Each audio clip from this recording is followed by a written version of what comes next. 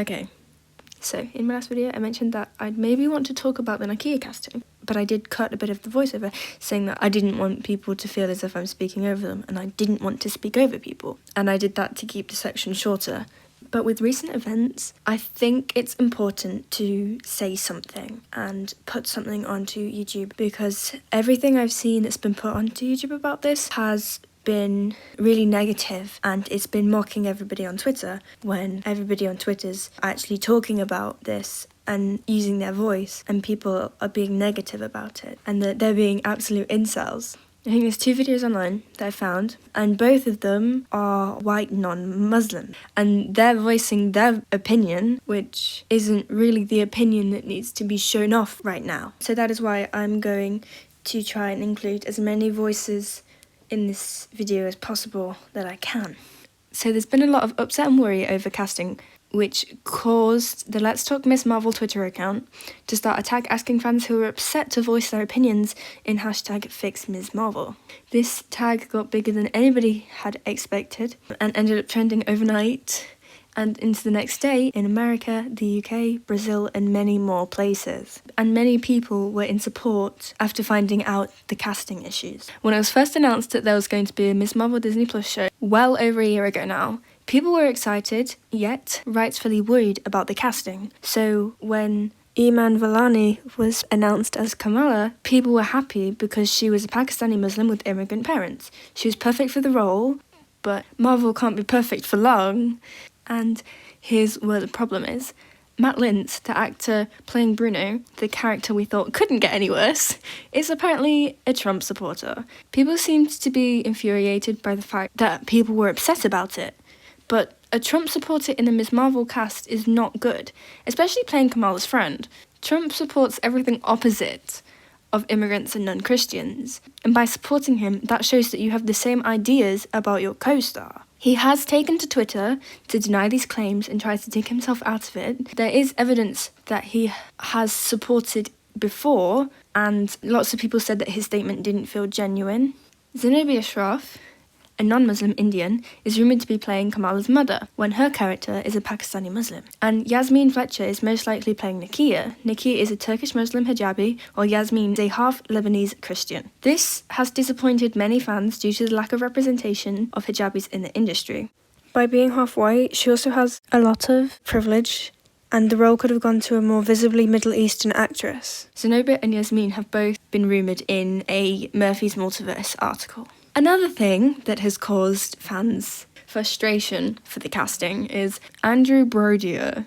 Andrew Brodier has several sexual assault accusations and was expelled from his university for this. People also spoke out about their own experience with him, and he was once with a 15-year-old at the age of 20. This makes the set dangerous, as many teen girls are in this show. Another fan on Twitter also mentioned that this would make conventions unsafe. Now, I don't know who thought it was a good idea to cast a sex offender in a show, and not to mention a show that has a lot of teen girls and is mainly for teen girls. I really don't understand there.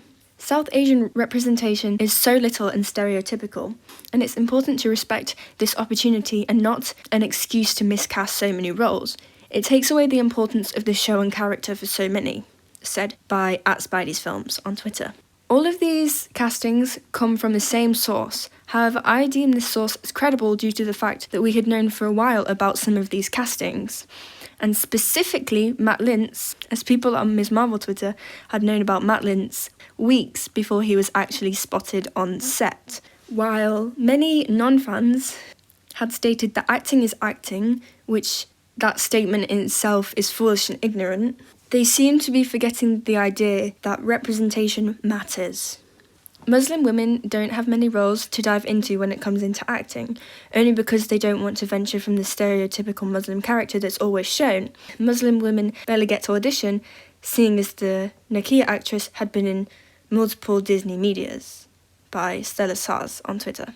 And somebody else at Timely Comics asked me to show a reminder of this, which is a Runaways casting call article from 2010 when they were first looking at the Runaways movies. There was no mention of the main character Nico Minoru's ethnicity mentioned, which is generally used to designate for white actors, while Alex Wilder's clearly indicated African American. People were able to complain to Marvel Studios, and they responded with saying that they had an intent to cast an Asian American actress and change the casting details. Runaways was never able to be turned into a film, but it did make an awesome 3-series show on Hulu that did wonders for representation. While most of the people in the #FixMissMarvel tag do wish that they will recast some of these characters, it is quite possible that this could have been prevented by just fixing the casting calls like they did with Runaways. Like always, there were people against the tag, and many people have just been trying to ignore them,